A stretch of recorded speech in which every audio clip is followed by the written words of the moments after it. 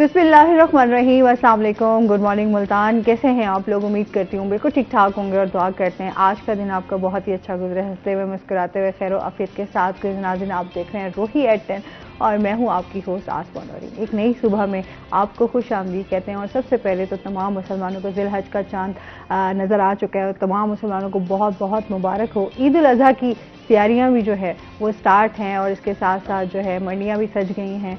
और इसके साथ एक बात करूंगी कि अल्लाह ताला से दुआ भी करेंगे कि अल्लाह ताला हम सब के लिए आसानियाँ करे, हमारी मुश्किलें आसान हों और इसके साथ साथ हमारा जो इस टाइम मुल्क की सूरत हाल है वो बेहतरी की तरफ आए। और इसके साथ इंसान को मेरे ख्याल में अपनी इस्लाह की भी हमेशा कोशिश करते रहना चाहिए। हमेशा इंसान को अपने बारे में सोचना चाहिए कि उससे कौन सी ऐसी गलतियाँ होती हैं जिसकी वो इस्लाह कर सकता है, बेहतरी की तरफ जा सकता है, तरक्की कर सकता है। मसाइल तो इंसान की ज़िंदगी में चलते रहते हैं, लेकिन उन चैलेंजेस का हमेशा इंसान को सामना तो करना ही करना है। तो वो क्यों ना मुस्कुरा के और हंसते हुए और अच्छे तरीके से किया जाए। इसी के साथ जो है मौसम की अगर बात कर ली जाए तो मौसम जो है इस टाइम बहुत शदीद गर्म है। गर्मी अच्छी खासी पड़ रही है, तो आपने अपना भी बहुत ज़्यादा ख्याल रखना है, अपनी सेहत का बहुत ज़्यादा ख्याल रखना है। जितना हो सकता है पानी ज़्यादा से ज़्यादा पिएँ और इसके साथ जो है अच्छी ग़िज़ा जो है वो भी बहुत ज़्यादा ज़रूरी है। इसी के साथ अपने प्रोग्राम का सिलसिला आगे बढ़ाते हैं। आज हमारे साथ जो गेस्ट मौजूद हैं उनका तारुफ करवा देती हूँ। आज हमारे साथ मौजूद हैं जी मलिक वकास हमीद साहब मौजूद हैं, जो कि मोटिवेशनल स्पीकर है। अस्सलाम वालेकुम। थैंक यू वेरी मच जी। कैसे हैं आप? ठीक ठाक हैं? वेलकम करते हैं अपने शो में आपको। मैं आपका बहुत शुक्रिया अदा करता हूँ। और इसके साथ ही आज इनसे जो हमारी बात होने जा रही है वो हम ज़रा आज नौजवानों पे बात करेंगे, क्योंकि हम ये देख रहे हैं कि हमारे यहाँ नौजवानों के आजकल बहुत ज़्यादा मसाइल हैं। अगर हम बात करें कि बेरोज़गारी बहुत ज़्यादा है, महंगाई भी बहुत ज़्यादा है और इसके साथ साथ जो है उनको किस तरीके से जो है बेहतरी की तरफ लाया जा सकता है। तालीमी इदारों के हवाले से भी बात करेंगे कि वो किस तरह अपना रोल प्ले कर सकते हैं। और अभी जो हमने देखा कि अभी जो वाक़या पेश आया यूनान के अंदर कश्ती डूब गई और बहुत सारे हमारे नौजवान जो है उसमें डूब गए और उनकी डेथ हो गई। उनके घर वाले बहुत ज़्यादा परेशान, क्योंकि यहाँ से अगर हम बात करें तो बहुत सारे हमारे नौजवान जो है वो मूव करना चाह रहे हैं। क्या? क्योंकि हमारे मुल्क में इस टाइम जो मुल्की सूरत हाल है, सियासी सूरत हाल है, वो वहाँ वो जो चीज़ें हमारी चल रही हैं, लोग चाह रहे हैं कि हम यहाँ से मूव करके दूसरे मुल्क में जाएं ताकि वहाँ कमा सकें और अपने घर का सिस्टम चला सकें। तो अभी इस चीज़ पर बात करेंगे कि जाहिर सी बात है लोग जो है गैर कानूनी रास्ता इख्तियार करने पर भी हमारे नौजवान जो है वो चले जाते हैं कि वो कोई भी ऐसा रास्ता हो बस वो किसी न किसी तरीके से बाहर पहुंच जाए। इस पर भी बात करेंगे। वैसे इस टाइम जो सूरत हाल हमारी है मौजूदा, उसके हवाले से आप क्या कहना चाहेंगे जो हमारे नौजवान हैं और अभी जो वाक़या पेश आया है इस हवाले से? जी थैंक यू, बहुत शुक्रिया। एक्चुअली ये जो सिनेरियो है इसके पीछे बहुत सारे सर्कमस्टांसेस हैं। देखिए, जब एक मुल्क के अंदर पॉलिटिकल इंस्टेबिलिटी हो, बार बार सियासी अदम इस्तेहकाम आ रहा हो, तो डेफिनेटली आपकी इकोनॉमिक पॉलिसीज़, आपकी तमाम जो पॉलिसीज़ हैं गवर्नमेंट्स की, वो डिस्टर्ब होती रहती हैं। अब हालांकि ये हमारे पास एक यूथ का बहुत बड़ा इन्फ्लक्स है पाकिस्तान में, और मैं समझता हूँ कि अगर हमने इसको प्रॉपर कोई वे नहीं दिया और इसके बारे में कोई पॉलिसी ना बनाई, कोई प्लानिंग ना की, तो ये इंसिडेंट एक नहीं कई होते रहेंगे। और ये बहुत हॉरिबल इंसिडेंट था। और इसके पीछे मेन ये है कि जो अनएम्प्लॉयमेंट है हमारे मुल्क में, और जब पॉलिटिकल इंस्टेबिलिटी होती है डेफिनेटली वो it leads to economic instability, और जब इकोनॉमिक इंस्टेबिलिटी होगी तो आपको पता है रोज़गार नहीं होगा अच्छा, और बहुत अच्छे माइंड, बहुत एजुकेटेड लोग, स्किल्ड लोग वो मायूस हो जाएंगे। और जब वो मायूस होंगे तो ब्रेन ट्रेनिंग होगी, बाहर जाने की कोशिश करेंगे अच्छे माइंड। जब ब्रेन ट्रेनिंग होगी तो वो साफ ज़ाहिर है लीगल एंड इलीगल वेज के थ्रू जब बाहर जाएंगे तो इस तरह के इंसिडेंट्स होने हैं।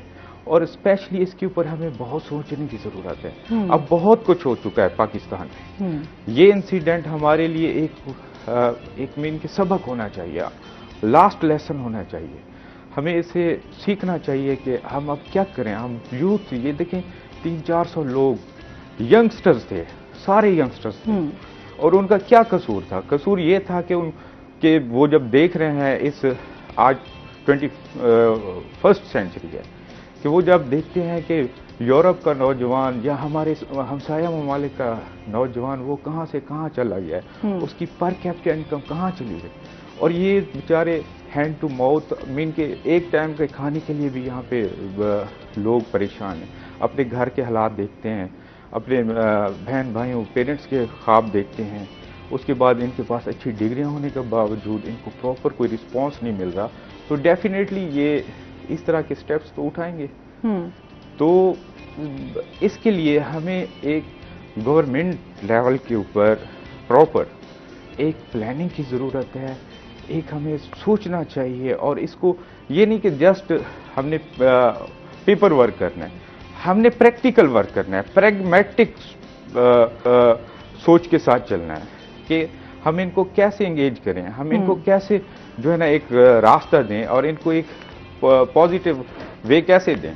तो ये चीज़ें हमें खुद सोचनी होंगी, हमारे तमाम स्टेक होल्डर्स को सोचनी होंगी। अगर आज हम नहीं सीखते तो फिर अल्लाह ही हाफिज है।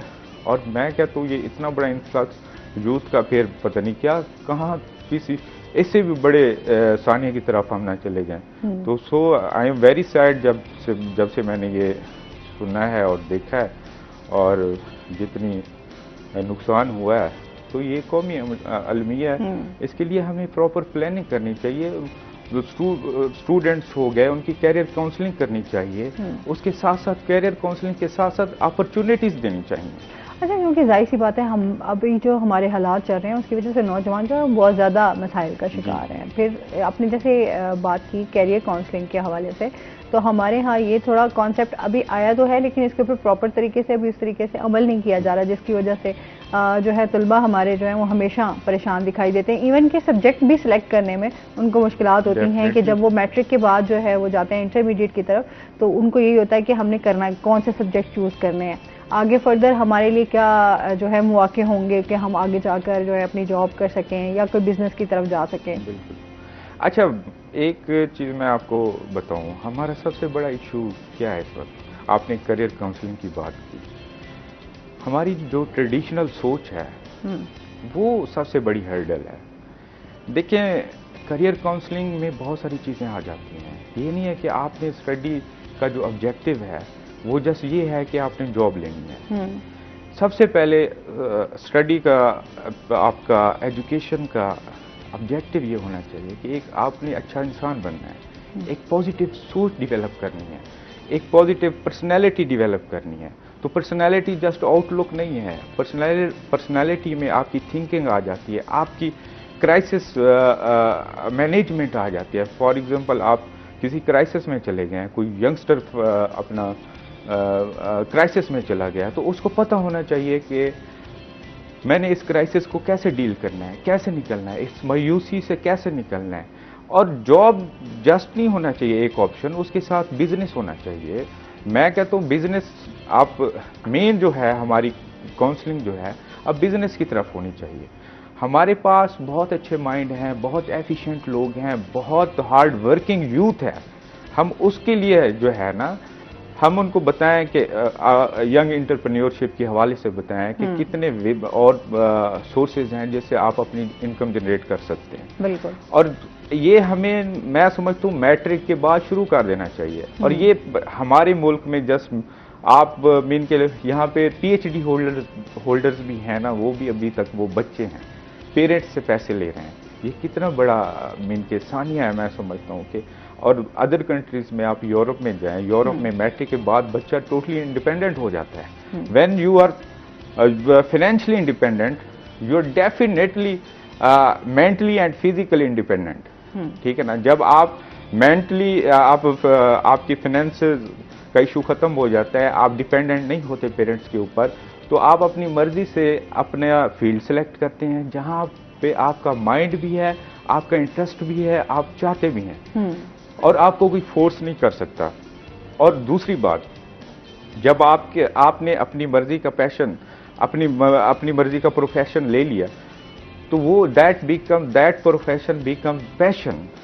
तो वो होती है चीज जो मैं कहता हूं कि आप वो काम करें जो आपका पैशन हो, आपका जज्बा हो, जिसमें आपका रूह और आपका जहन मिलके उसमें इंटरेस्टेड हूँ तो उसके फिर आप आउटकम्स देखें कि देखें कितना उसमें ग्रोथ होती है, कितना बच्चों में कॉन्फिडेंस आता है और कितनी न्यू इन्वेंशंस होती हैं। जब न्यू इन्वेंशंस कैसे, अब हमारा मसला क्या है, वही ट्रेडिशनल सोच है। सबसे पहले तो पेरेंट्स ने ये बता देना है बच्चों को कि आपने डॉक्टर बनना है जी, आपने इंजीनियर्स बनना है, आपने जी इससे आगे नहीं जाना, आपके वाले साहब, आपके मामू ये है। अच्छा, ये नहीं देखते कि बेटे की या बच्चे की क्या कैपेबिलिटी है कि वो बिजनेस में ग्रो कर सकता है, वो स्पोर्ट्स में ग्रो कर सकता है, वो मीन के बहुत सारी सेवरल फील्ड्स हैं जिसमें वो बहुत आगे जा सकता है।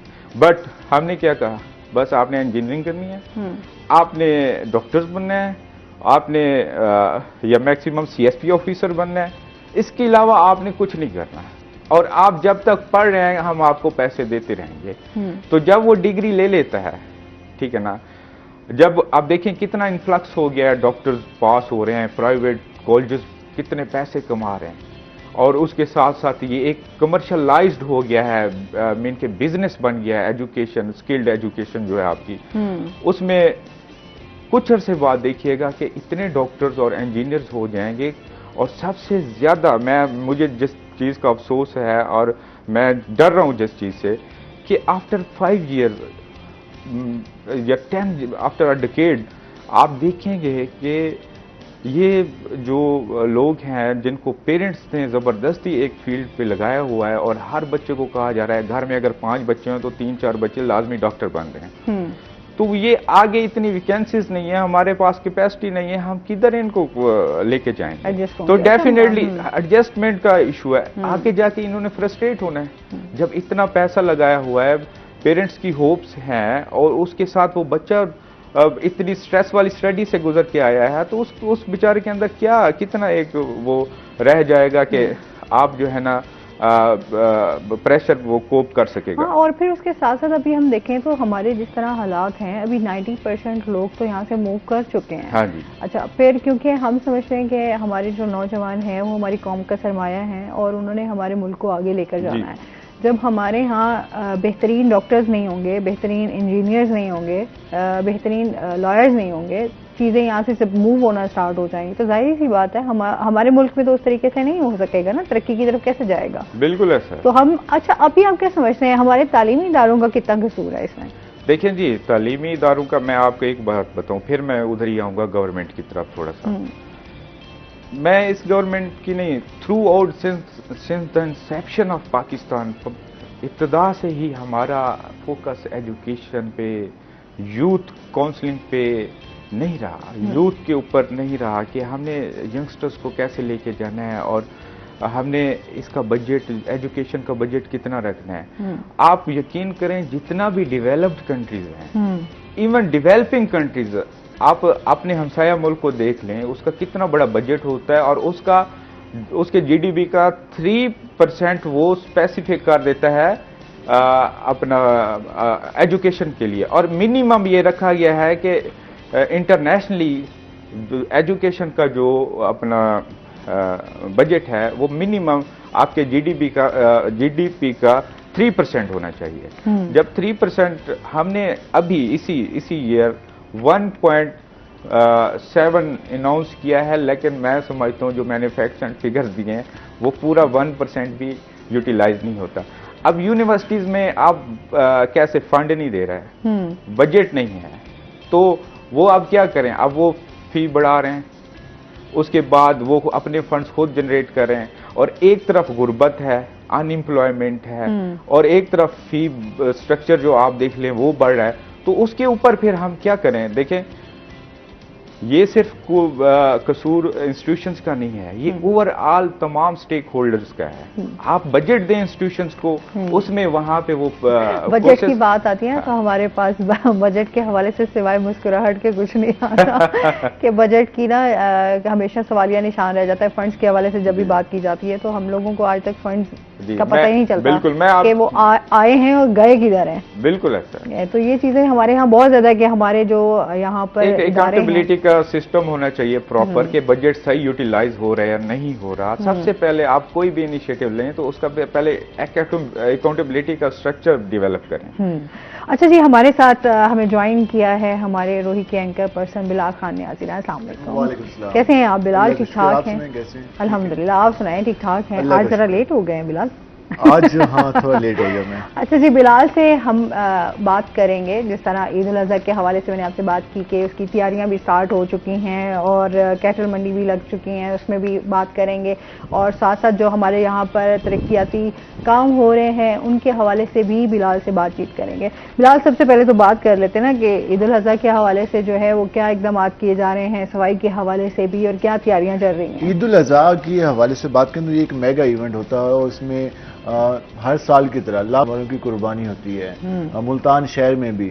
और उससे पहले कुर्बानी से पहले खरीदारी का प्रोसेस होता है। हाँ। खरीदारी से पहले मंडियां लगने का प्रोसेस होता है और फिर उसकी तैयारियां, ये सारा स्टेप बाय स्टेप चल रहा होता है। तो इंतजामिया भी इस हवाले से हम देख रहे थे, काफी दिनों से मीटिंग पे मीटिंग की जा रही थी और टास्क दिए जा रहे थे कि हमने मुल्तान के कौन कौन से हिस्सों में मंडियां कायम करनी है। अभी तक मुल्तान डिस्ट्रिक्ट एडमिनिस्ट्रेशन की तरफ से 6 मंडियां कायम करने का ऐलान किया गया था और 18 जून तक टाइम दिया गया था। कल हमने देखा कि 2 मंडियां फाल की गई हैं, एक मॉडल टाउन के पास और दूसरी फातिमा जना के पास। तीसरी जसवंत सिंह के पास जो मंडी कायम है उसको अभी इलीगल करार दिया गया है। और कल ही डिप्टी कमिश्नर मुल्तान ने दफा 144 का निफाज किया और कहा है कि शहर में गैर कानूनी तौर पर इन मंडियों के अलावा किसी भी जगह पर सेल परचेज नहीं हो सकेगी जानवरों की। हमारे यहाँ के रवायती तरीकाकार है कि दफा 144 का नफाज कर दो और बेचारे, क्योंकि मंडियों में बाज़ वक़्त खरीदारी नहीं होती तो लोग जो व्यापारी रोड पे चौकों पे खड़े होकर कोशिश करते हैं कि उनके बकरे सेल हो जाएं। कुछ लोग हाथ में पकड़ कर लेके जा रहे होते हैं और रास्ते में लोग पूछते हैं, कैट वॉक भी करा रहे होते हैं ना रास्ते में लोग पूछते हैं कितने का बकरा लिया, तो वहीं पर उनकी बार्गेनिंग स्टार्ट होती है और अगर रेट फाइनल हो जाए तो जो सरकार ने 6 मंडियां फाल करने के अहकाम जारी किए हैं, जिनमें से 2 मंडियां फाल कर दी गई हैं और उसके साथ साथ 2 मंडियां जो जलालपुर पीरवाला और शुजाबाद के इलाकों में वो भी फाल कर दी गई हैं। अब इसमें एक और चीज जो हमने कल देखी वो एक हैरत अंगेज भी थी और रवायती भी थी, क्योंकि हमारे यहाँ बगैर कमीशन के, बगैर पैसों के और कोई ऐसा काम नहीं होता जिसमें हमें कुछ ना कुछ इंटरेस्ट लोगों का, स्पेसिफिक लोगों का और जो लोग कायम कर रहे हैं उनका नजर ना आए। अब इसमें जो मंडियां कायम की जानी थी, हुकूमत पंजाब की डायरेक्शन थी कि नो प्रॉफिट नो लॉस पे हों। हुकूमत को इससे ना तो नुकसान हो और ना ही कोई फायदा हो, बस ये मंडियां कायम हो जाए, हुकूमत का खर्चा ना हो। सही है, ठीक है, ये इंस्ट्रक्शन थी, इसको फॉलो किया जाना चाहिए। अब ये इंस्ट्रक्शन काफी सूटेबल लगी हमारे कुछ अफसरान को। उन्होंने सोचा क्यों ना, सरकार तुम प्रॉफिट नहीं कमाना चाहती तो हम भी प्रॉफिट कमा लें। तो हुकूमत का जो रेट होता है उसने हुकूमत ने तय किया कि फर्ज किया फ्री एनिमल आपने 100 रुपए वसूल कर सकते हैं, इससे ज्यादा वसूल नहीं कर सकते। ठीक हो गया। इससे कम होना चाहिए, इससे ज्यादा नहीं होना चाहिए, क्योंकि आम लोगों की कुव्वत खरीद जिस तरह कम होती जा रही है। तो अब उन्होंने ये किया कि अब उन्होंने एक टेंडर जारी किया जिसमें मुख्तलिफ कंपनीज को दावत दी गई कि वो आके अपने रेट दें कि जो भी मंडी लगाएगा, जो भी इंतजाम करेगा, वहां पर जो भी जानवर आएगा तो वो उससे उसकी जो एंट्री फीस होगी वो उसके पास जाएगी, ठेकेदार के पास। ठीक है जी, असूल था। अब उसमें मुख्तलिफ कंपनीज ने अपनी कोटेशन जमा कराई। अब एक कंपनी ने जमा कराया कि 100 रुपए फ्री एनिमल जो छोटा जानवर होगा वो, और 150 जो बड़ा जानवर होगा उसके हम वसूल करेंगे। ठीक है। दूसरी कंपनी ने जमा कराई कि हम 80 रुपए वसूल करेंगे। एक और कंपनी ने कहा कि 85 रुपए और 90 रुपए। इस तरह कंपटीशन चला और मजेदार बात ये हुई कि जो सीईओ कॉर्पोरेशन थे उन्होंने बाकी सारी कोटेशन मुस्तरद करके कहा कि जी 100 रुपए वाला भाई मंडी लगा ले। ठीक है। और कल इस पे हमने फिर न्यूज भी चलाई, तो उसके बाद कमिश्नर मुल्तान ने इसका नोटिस लिया। तो सीईओ कॉर्पोरेशन का मौक़िफ़ था कि सरकार ने कहा है कि नो प्रॉफिट नो लॉस, तो इसमें सरकार का नुकसान नहीं, क्योंकि सरकार ने मिनिमम 100 रुपए रखा था तो मैंने 100 रुपए वाले को दे दिया। तो जो दूसरे उन्होंने कहा कि भाई हम तो 80 रुपए में भी लगाने को तैयार है। हाँ। तो वो जो अब आप अंदाजा लगा लेंगे, अगर फर्ज किया एक मंडी में 10 दिनों में 5000 जानवर आते हैं और 5000 को मल्टीप्लाई कर लें 100 रुपए से, तो वो कहाँ पे जा रहा है? और उसमें से फिर एक्सपेंडिचर निकाले और उसके बाद प्रॉफिट का मार्जिन निकाले तो काफी ह्यूज बन रहा था, जिसपे ये कुछ 4-5 करोड़ रुपए भी गेम जा रही थी, क्योंकि उसमें से दीगर एनिमल भी थी, क्योंकि अब मंडी में हजारों जानवर आते हैं और मुसलसल लोग भी आते हैं। उसके अलावा मंडी में सिर्फ आपने एंट्री के पैसे नहीं होते, उसके अलावा जो घास है उसके भी अलग पैसे होंगे, पानी वाले के अलग पैसे होंगे, इंतजामात के वाले से अलग चीजें होंगी, तो ये पूरा एक बजट बनता है। तो इस पर इंक्वायरी कमेटी बनी है और आज जो एडिशनल कमिश्नर हैं सरफराज अहमद, उनको टास्क दिया गया कि वो रिपोर्ट मुकम्मल करके ये जमा करें। और कमिश्नर मुल्तान ने भी इस पर बरहमी का इजहार किया कि कुछ सरकार ये कह दे कि हम नो प्रॉफिट नो लॉस है, तो उसका ये मतलब नहीं है कि हम अपना प्रॉफिट रखना शुरू कर दें। अगर हमें कहीं पर मौका मिल रहा है कि हम लोगों को फायदा दे सकें तो लोगों को फायदा देना चाहिए। लेकिन हमारे यहाँ एक रिवायती तरीका है, ये तो खैर मंडियों की सूरत हाल है। अब आ जाते हैं सफाई के हवाले से। सफाई के इंतजामात के हवाले से भी एक ह्यूज बजट होता है और करोड़ों रुपए ईद के 3 दिनों के लिए रखे जाते हैं। तो उन 3 दिनों में मुल्तान शहर की सफाई होनी होती है और टास्क दिया जाता है मुल्तान वेस्ट मैनेजमेंट कंपनी को कि उन्होंने शहर में जो आलाइशें हैं उनको उठा के तलफ करना है। और इस हवाले से लेकिन इसमें जो सबसे तकलीफ देह बात हमें नजर आती है कि हर साल तकरीबन 10 से 12 करोड़ रुपए की मशीनरी किराए पे ली जाती है। अच्छा, इस पर बात करते हैं मशीनरी पे, लाजमी हमारे साथ रहिएगा नाज़रीन, अभी हमने जाना ब्रेक पे।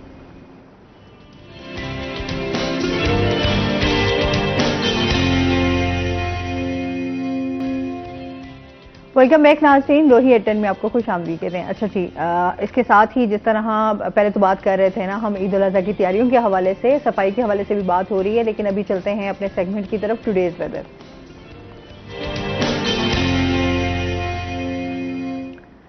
हसन मलिक हमारे साथ मौजूद है। हसन से जानते हैं आज दिन भर मौसम कैसा रहेगा, क्या सूरत हाल है? जी आसमा शहर-ए-औलिया मुल्तान के अगर आज के मौसम की बात की जाए तो मुल्तान शहर में गर्मी की शिद्दत में नुमाया इजाफा देखने को आ रहा है और मुल्तान शहर का दर्जा हरारत जो है वो रोज बरोज खासा बढ़ता हुआ चला जा रहा है।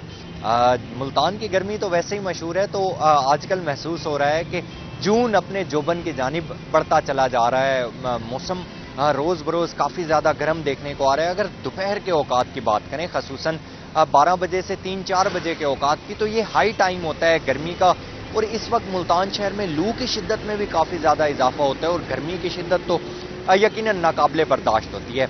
अगर अभी की बात करें तो अभी भी मुल्तान शहर का दर्जा हरारत जो है वो तकरीबन 36 से 37 डिग्री सेंटीग्रेड तक है और ज्यादा से ज्यादा दर्जा हरारत आज मुल्तान शहर का तकरीबन 42 से 43 डिग्री सेंटीग्रेड तक जाने का इम्कान जाहिर किया जा रहा है। कम से कम दर्जा हरारत आज शहर का 31 डिग्री सेंटीग्रेड पर रिकॉर्ड किया गया है। गुज़िश्ता दिनों की बात करें तो गुज़िश्ता 3-4 दिनों से मुल्तान शहर में गर्मी की शिद्दत में नुमाया इजाफा देखने को आ रहा है। अलल सुबह से ही गर्मी की शिद्दत काफ़ी ज़्यादा बढ़ती चली जा रही है। आज भी अगर देखें तो आज अलल सुबह से ही सूरज अपनी आबोताब के साथ चमक रहा है, हल्की फुल्की हवा भी चल रही है, लेकिन उससे मौसम खुशगवार नहीं है। गर्मी की शिद्दत बिल्कुल वैसे की वैसे ही मालूम हो रही है। पसीना आना, गर्मी लगना, हवा होने के बावजूद भी वो तमाम कंडीशंस वैसे के वैसे हैं। आज अगर बात की जाए मुल्तान शहर में हवा में नमी के तनासुब की, तो आज हवा में नमी का तनासुब भी कदरे कम देखा गया है, जो कि 51% तक रिकॉर्ड किया गया है। एयर क्वालिटी इंडेक्स की अगर बात करें तो आज एयर क्वालिटी इंडेक्स मुल्तान का गुज़िश्ता कई दिनों की तरह कदरे बेहतर है, जो कि 127 पॉइंट्स पर रिकॉर्ड किया गया है। पाकिस्तान के फ़िज़ाई आलूदा तरीन शहरों की लिस्ट में मुल्तान आज 6ठे नंबर पर स्टैंड कर रहा है। असमा आइंदा 24 घंटों के हवाले से अगर बात करें तो महकमा मौसमियात की जानिब से ये पेशगोई जाहिर की जा रही है कि आइंदा 24 घंटों के दौरान मुल्तान शहर का दर्जा हरारत जो है ये मजीद बढ़ने का इम्कान है। गर्मी की शिद्दत में नुमाया इजाफा देखने को आएगा और मौसम गर्म और खुश्क रहने का इम्कान है। इसी तरह से आइंदा आने वाले दिनों के हवाले से अगर बात करें तो भी महकमा मौसमियात की जानिब से यही कहा जा रहा है कि मुल्तान शहर में गर्मी की शिद्दत में नुमाया इजाफा देखने को आएगा, दर्जा हरारत बढ़ेगा और आने वाले दिनों में दर्जा हरारत जो है वो तकरीबन 48 डिग्री सेंटीग्रेड तक जाने का इम्कान जाहिर किया जा रहा है। जी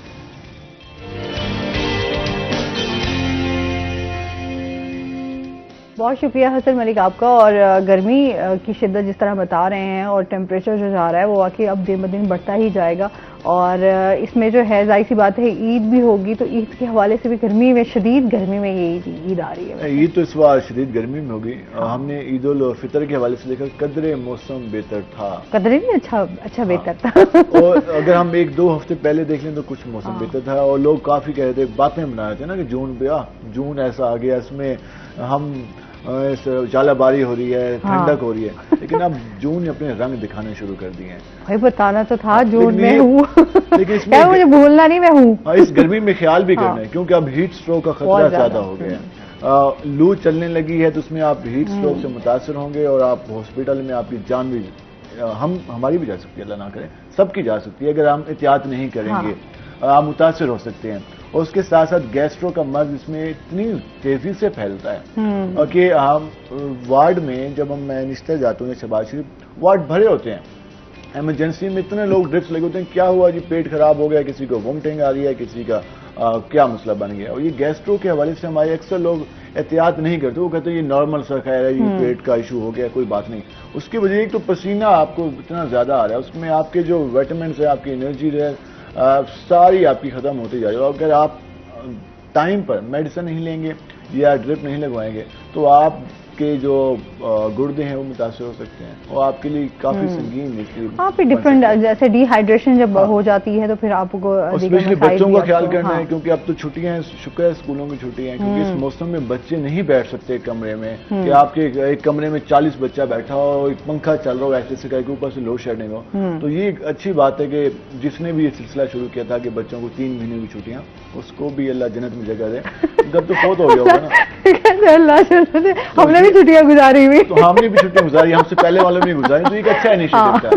तो ये क्योंकि क्या पता जिंदा फिर रहो, उसकी जिंदगी फरमाए, तो इसमें ख्याल करना है। और स्पेशली बुजुर्ग अफराद हमारे, क्योंकि हेल्थ की बीट मेरे पास है, तो हमें देखता हूँ कि जो हमारे बुजुर्ग अफराद हैं, हमारे बच्चे हैं और स्पेशली हमारी खबीतें, ये 3 लोग ज्यादा मुतासर होकर आते हैं। और वो नौजवान जिनको अपने आप पे ज्यादा एतमाद होता है और वो गर्मी में ऐसे बाइक चलाते हैं जैसे वो कहें जैसे बर्फबारी हो रही है या बारिश हो रही है, तो वो भी हीट स्ट्रोक से मुतासरा होते हैं, आके आते हैं। और तो फिर आपको पता है कि मुल्तान की गर्मी जरा मशहूर है। फिर हम यहाँ पर अगर बात करें, जनूबी पंजाब में अच्छी खासी गर्मी पड़ती है, सर पे कपड़ा डाल लें, ओढ़ लें, उसको पानी में भगो के रख लें। उसके अलावा आपने शूज पहने तो बंद शूज पहने, खुले शूज पहनेंगे तो लाजमी बात है आपकी सीधी पाँव से आप बाइक पे हैं तो वो हीट जाएगी और आपकी माइंड तक जाएगी।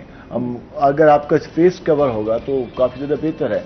तो ये चंद चीजें एहतियात करनी है, इससे आपकी लाइफ महफूज रहेगी, वरना अगर हम इसमें बेहतियाती करें तो आपकी लाइफ को संगीन खतरात हो सकते हैं। ऐसे ही है। अच्छा, जिस तरह हम इस पर भी बात करते हैं, बात मजीद हो रही थी हमारे नौजवानों के हवाले से। अच्छा, आप क्या समझते हैं कि अभी जो हालात हैं, अभी जो चीजें हमारी चल रही हैं, उसमें हमारे नौजवानों का मुस्तकबिल क्या होगा अगर यही हालात चलते रहे तो? जी देखिए, अभी हम गर्मी की बात कर रहे थे, मैं ये समझता हूँ कि जो पाकिस्तानी कौम है ये बड़ी रिजिलियंट है, ठीक है ना, और ये हर किस्म के क्राइसिस से गुजर रही है। और इस वक्त ये सबसे बड़ा इशू है जॉब्स का, यूथ को एक प्रॉपर वे देना, उसको मीन के एम्प्लॉयमेंट का। तो उस हवाले से हम अपनी यूथ को अगर गवर्नमेंट लेवल के ऊपर और हमारी सिविल सोसाइटी के अवेयरनेस हो साथ, और उसके साथ साथ जो है ना यूथ को अगर हम सही यूटिलाइज करना चाहें, इसके लिए हम एक प्रॉपर प्रोग्राम सेट करें, ठीक है ना। जो यूथ अनएम्प्लॉयड है उसको चाहिए, उनके लिए कोई इंटर्नशिप प्रोग्राम होने चाहिए, उनके लिए कुछ स्पोर्ट्स एक्टिविटीज़ होनी चाहिए, और उस प्रिवेंशन लेवल के ऊपर होनी चाहिए, नेशनल लेवल के ऊपर होनी चाहिए, ताकि कहीं ना कहीं वो यूथ इंगेज रहे और मेन के यूथ वो जो फ्रस्ट्रेशन है वो दूर हो। आप देखें, यूथ को आप स्पोर्ट्स की तरफ ले जाएं, ठीक है, उसके साथ ये अपना यूनिवर्सिटीज़ के अंदर सोसाइटीज़ होती हैं वो बन जाएं। आजकल ई कॉमर्स का दौर है, उसके हवाले से आप मीडिया के थ्रू आप अवेयर करें कि वो मीन के अपनी इनकम जनरेट करें, ऑनलाइन अच्छा, वर्किंग। जाहिर सी बात है, जैसे ई कॉमर्स के हवाले से हम बात करते हैं, ऑनलाइन बिजनेस अब बहुत ज्यादा हमारे यहाँ, क्योंकि टेक्नोलॉजी जो है वो जितनी जदत आती जा रही है उतनी चीजें आसान भी हो रही हैं। जी बिल्कुल है। अच्छा, लेकिन आप हर जो स्टूडेंट है या नौजवान है, आप उसको ई कॉमर्स की तरफ नहीं ला सकते। बिल्कुल है सर। और हर बंदे का उस तरीके से इंटरेस्ट भी नहीं हो सकता। तो जाहिर सी बात है, ये चीजें भी हमारी, अब हम हर तरह, क्योंकि आगे हमारे मुल्क में ये भी थोड़ा सा मसला है, जो भी नई चीज आती है ना, सारे उसके पीछे चल पड़ते हैं। बिल्कुल है। सब उसके पीछे लग जाते हैं। अभी जैसे ई कॉमर्स के हवाले से आया, हर इंस्टीट्यूट बना दिए गए, डिफरेंट ऑनलाइन आपको क्लासेस दी जा रही हैं। अच्छा, रातों रात स्टूडेंट्स को ये ख्वाब दिखाया जाता है कि आप डॉलर्स कमाने लग जाएंगे, बहुत अच्छी इनकम आने लग जाएगी। हालांकि इस तरह नहीं होता, एक टाइम पीरियड होता है, आपको सीखना पड़ता है और उसके बाद जाके कहीं आप इस तरफ जाते हैं कि अच्छे चलें, आपकी अच्छी इनकम होने। ये भी आपकी स्किल्स जो हैं वो बड़ी, उसमें अगर आप महारत रखते हैं तभी आप कमा सकते हैं। बिल्कुल ऐसा है जी। देखिए, आप ई कॉमर्स एक स्पेसिफिक फील्ड है, ठीक है ना।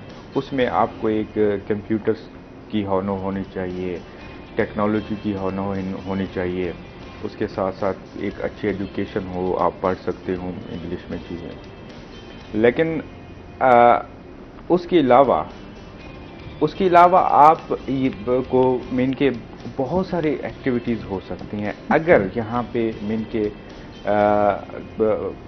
एक रूल ऑफ लॉ की कंडीशन बेहतर हो, ठीक है ना।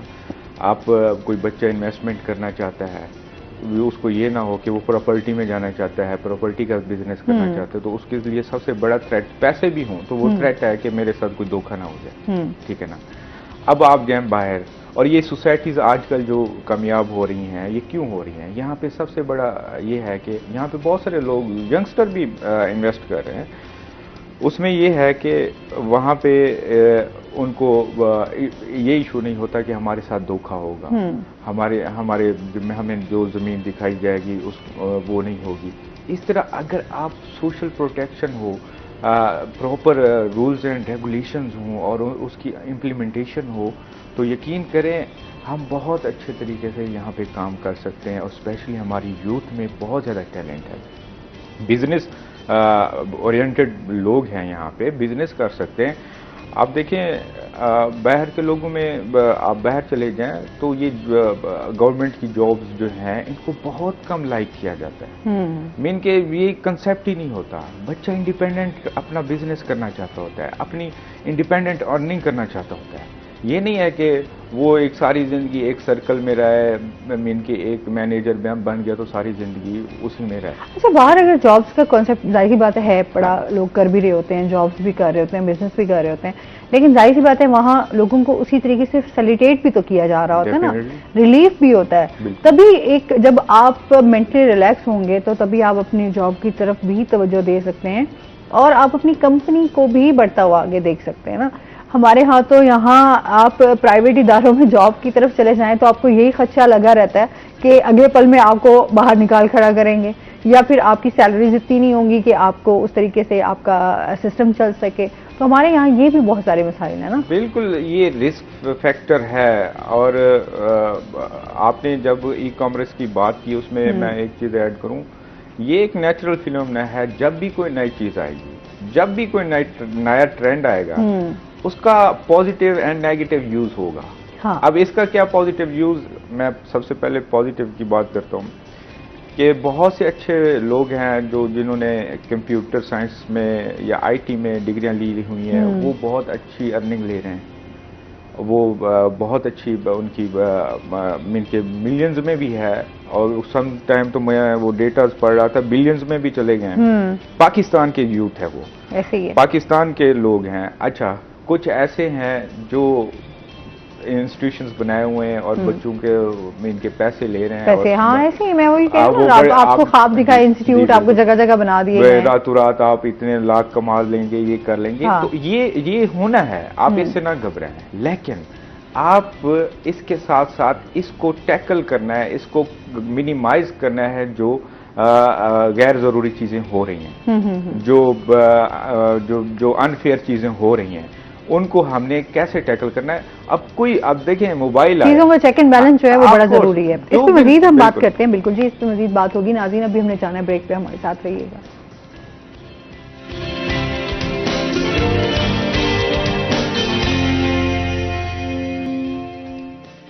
वेलकम बैक नाज़रीन, रूही एट 10 में आपको खुश आमदीद कहते हैं। अच्छा, बात हो रही थी हमारे बिलाल के सफाई के हवाले से कि इस टाइम जो है क्या इकदाम किए जा रहे हैं। जी, सफाई के हवाले से हर साल की तरह इंतजाम तो किए जा रहे हैं और इस बार भी इंतजामिया की कोशिश होगी कि मुल्तान शहर को साफ कर लें, लेकिन जितने पैसे खर्च किए जाते हैं ना, हाँ। उसमें हो जाना चाहिए। अब सवाल ये उठता है कि हर साल करोड़ों रुपए का बजट सिर्फ 3 दिनों के लिए रखा जाता है, तो क्या हमारे पास कोई ऐसी पॉलिसी नहीं है कि हम इस बजट को एक ही बार खर्च करें और उसी को हर बार यूज करें? वही पैसे एक ही बार खर्च हों, वो ऐसी चीज हम ले लें कि जो हर साल यूज हो सके। नाम तो है वेस्ट मैनेजमेंट कंपनी, लेकिन आपको मैनेजमेंट कहीं भी नजर नहीं आएगी। हाँ। इसका आप इस बात से आपको अंदाजा हो जाएगा कि आप जब भी रोड पे निकलेंगे, कंटेनर आपको कहाँ नजर आएगा? स्कूल के बाद, फिल्ट्रेशन प्लांट के बाद, या किसी भी अवामी मकाम पे। तो हमने उससे सवाल पूछा कि आप मैनेजमेंट का ये तो मतलब नहीं कि आप स्कूल के बाद जहाँ से बच्चे गुजरते हैं, हाँ। तो वहां पे आप गंदगी का कंटेनर रख दें। जहां से लोग साफ पानी भरने आते हैं, उसके साथ आप एक गंदगी का कंटेनर, वो कहते हैं कि जी बाकी जगहों पे लोग रखने नहीं देते, तो ये सरकारी अमलाक होते हैं, हम इनके बाहर रख लेते हैं। तो मैनेजमेंट हमें कहीं भी नजर नहीं आती। सही है। तो इसको मैनेज कैसे किया जाता है? अब शहर ईद के जो 3-4 दिन आएंगे, इसको किस तरह मैनेज किया जाएगा? कोई रॉकेट साइंस, वही रवायती घिसा पिटा तरीका।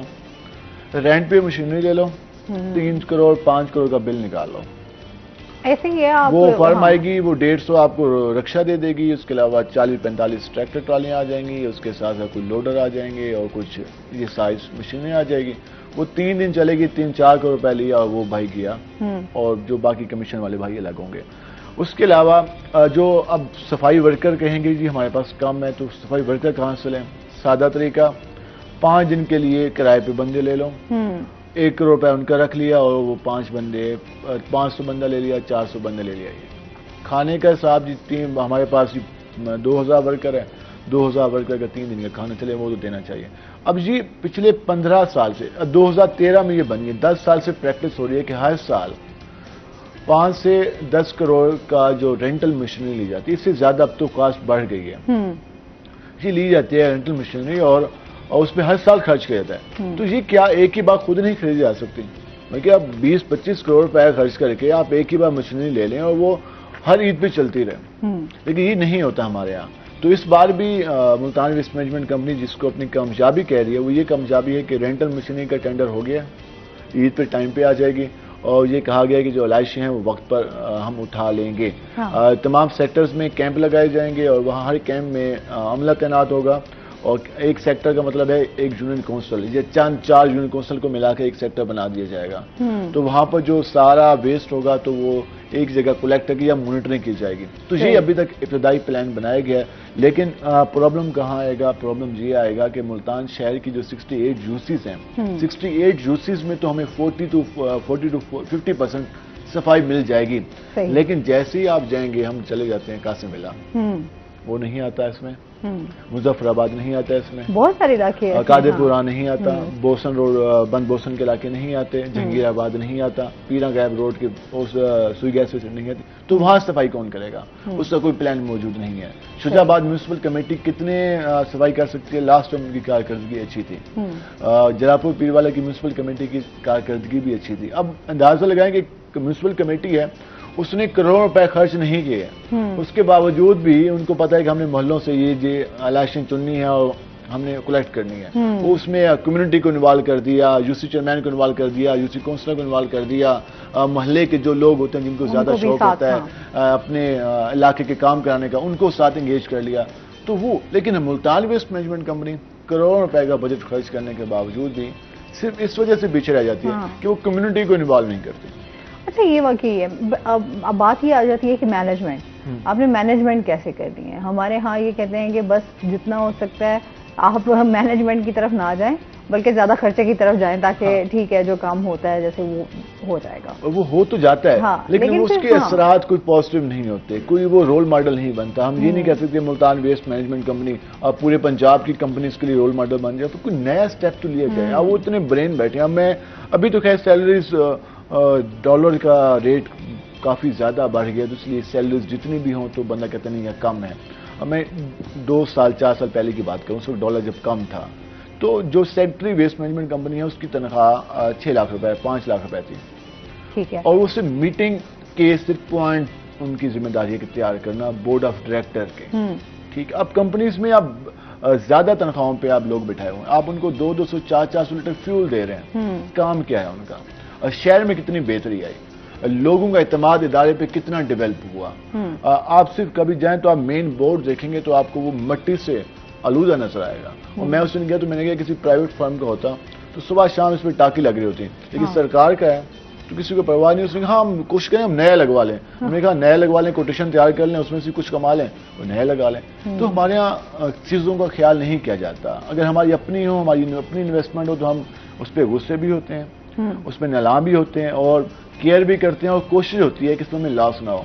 लेकिन जब मालूम है कि इस आवाम के टैक्स के पैसों की चीजें हैं और सरकार की, तो कहते हैं चले इसमें तो खुद भी कमा लें और साथ वाले को भी खिला दें और बस ठीक है जो आए तो चल जाए। अच्छा, ये हमारा मुल्क का इसमें हम कहें कि अलमिया है कि हमारे यहाँ ये जो हम बात करते हैं हमेशा करप्शन की, रिश्वत की, करप्शन हमारी रगों में आ चुकी है और ये इतनी आसानी से नहीं जाने वाली। इस चीज़ का खात्मा किया जा सके, बट ये अब तो हम एक बात करते हैं कि पहले लोग छुपकर रिश्वत लेते थे और करप्शन करते थे, अब सरेआम लोग करप्शन ने बात की कि हमारी कौम क्राइसिस बहुत सारे फेस किए हैं। उसकी एक वजह है कि क्राइसिस हमने इसलिए फेस किए हैं और हम उससे गुजर गए क्योंकि हमें पहले मालूम होता है कि हमने ये काम किया हुआ है और इसका ये नतीजा आना है, तो हम मेंटली तैयार होते हैं।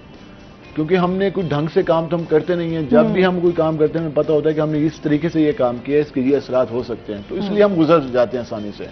बाकी कौमें इसलिए बर्दाश्त नहीं कर सकती क्योंकि वो फेयर काम कर रही होती हैं और जब उन पे क्राइसिस आता है तो वो परेशान हो जाते हैं कि हमारे साथ क्या हुआ है। हम तो पहले ही पता होता है कि ये हो जाना है। दूध मिलावट वाला है, हमें पता है कि मिलावट वाला दूध है, खराब हो सकती है, तो पहले पता है ना, पता है, मेंटली तौर पे प्रिपेयर है हर चीज के लिए। अच्छा जी, टाइम भी जो है, ये बातें तो ऐसी हैं कि मसाइल ऐसे हैं जितना इनको डिस्कस किया जाए वो उतना ही बढ़ता जाएगा, लेकिन टाइम हमारे पास शॉर्ट है। कोई मैसेज देना चाहें हमारे व्यूवर्स को? जी बिल्कुल, मैं यही कहना चाहूँगा कि आजकल की जो सिचुएशन है मुल्क की और स्पेशली हमारे पाकिस्तान की, तो हर तरफ अनसर्टेनिटी है और बेयकीनी की सूरत हाल है, क्या पॉलिटिकल स्फीयर हो, इकोनॉमिक स्फीयर हो, सोशल स्फीयर हो। तो उसमें सबसे अहम चीज़ यह है कि हमें, हमारा दीन भी ये कहता है कि हमें एक अतदाल पसंदी की तरफ और मॉडरेट अप्रोच अपनानी चाहिए। क्राइसिस आते हैं, कौमों की ज़िंदगियों में गुजर जाते हैं, लेकिन हमने अपने आप को पेशेंस में रखना है, मॉडरेट तरीके से रखना है और उसको अल्लाह के ऊपर यकीन रखना है और अपने आप को एक होप देनी है, एक उम्मीद देनी है कि ये बहुत शॉर्ट टाइम है, ये गुजर जाएगा और ये तकलीफ़ें हमेशा बहुत थोड़े अरसे की होती हैं और इंशाल्लाह ताला बहुत अच्छा टाइम आएगा। और अब मेरा यकीन है कि पाकिस्तान के लिए बहुत अच्छा टाइम आने वाला है इंशाल्लाह जी। बहुत शुक्रिया आपका बिलाल, आपका भी बहुत शुक्रिया। और इसके साथ ही नाज़रीन, अभी हमने जाना है ब्रेक पर, हमारे साथ रहिएगा। जब हम ब्रेक से वापस आएंगे तो हमारे साथ कुछ और गेस्ट मौजूद होंगे।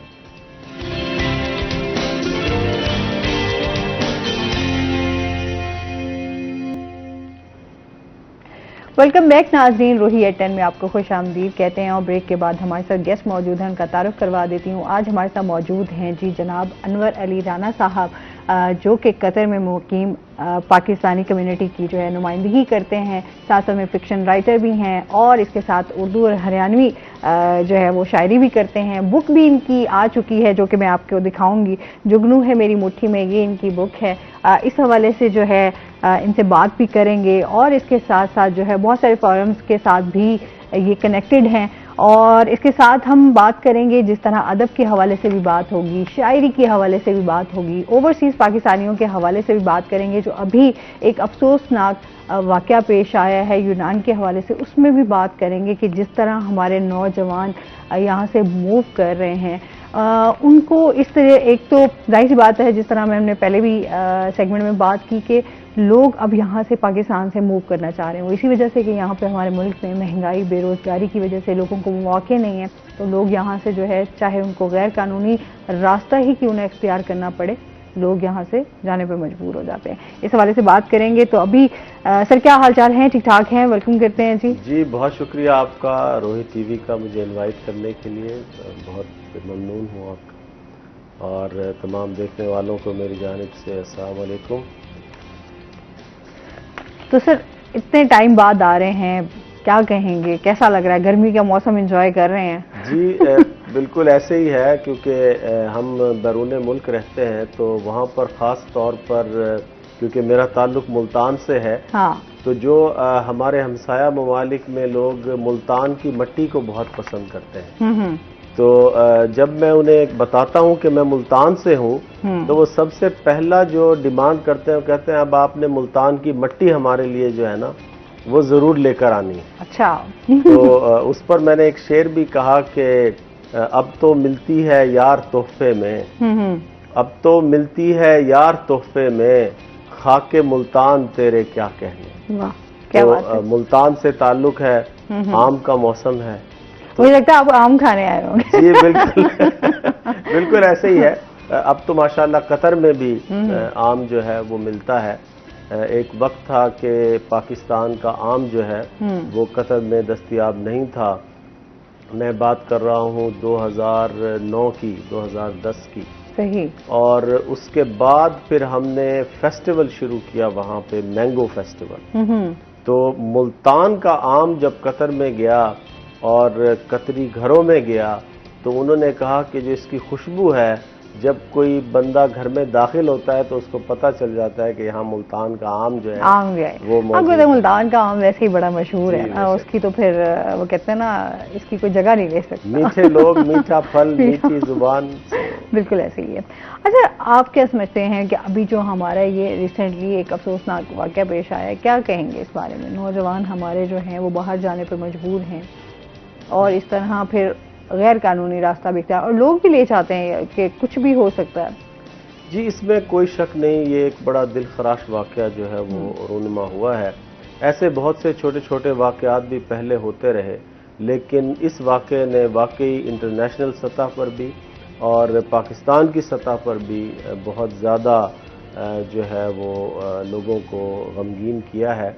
उसकी सबसे बड़ी वजह तो ये है कि जो नाजायज़ यहाँ पर स्मगलिंग होती है वो उसकी रोकथाम हुकूमत पाकिस्तान को करनी चाहिए। दूसरा, कुछ जिम्मेदारी लोगों पर भी आयद होती है कि ये हर किसी की ख्वाहिश होती है कि वो अपने अच्छे मुस्तकबिल के लिए कहीं पर जाए, लेकिन अच्छे मुस्तकबिल के लिए गैर मुनासिब रास्ता इख्तियार करना वो मुनासिब नहीं होता।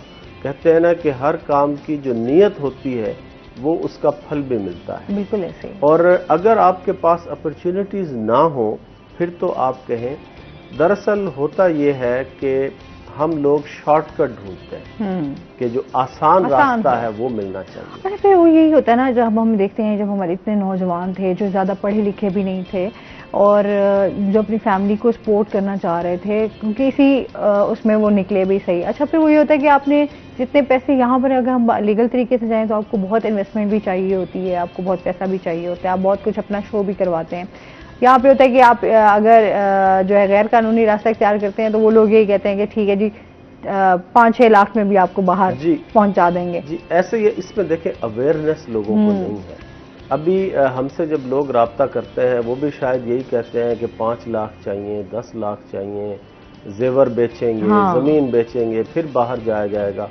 हमने कोई जेवर नहीं बेचा था, हमने कोई जमीन नहीं बेची थी। मैं 5 लाख देकर मुल्क से बाहर नहीं गया था। तो मैं लोगों को ये बताता हूँ कि आपके पास अवेयरनेस नहीं है, वरना आप ये देखें कि मुसलसल डिमांड जो है वो मुख्तलिफ मुल्कों से आ रही होती है, लेकिन वो आती है बासलाहियत लोगों के लिए। और सबसे पहला हक मेरे मुल्क में उन लोगों का है जो पढ़े लिखे हैं, जो तजर्बाकार हैं, जो तालीम याफ्ता है, क्योंकि बाहर जाकर भी रियाल और डॉलर खजूरों पर नहीं लगे हुए, बिल्कुल उसके लिए भी मेहनत करनी पड़ती है। कॉलर बिल्कुल ऐसे कॉलर है हमारे साथ। अस्सलाम वालेकुम।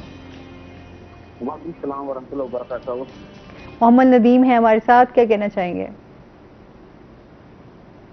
रन साहब अस्सलाम वालेकुम। वालेकुम सलाम।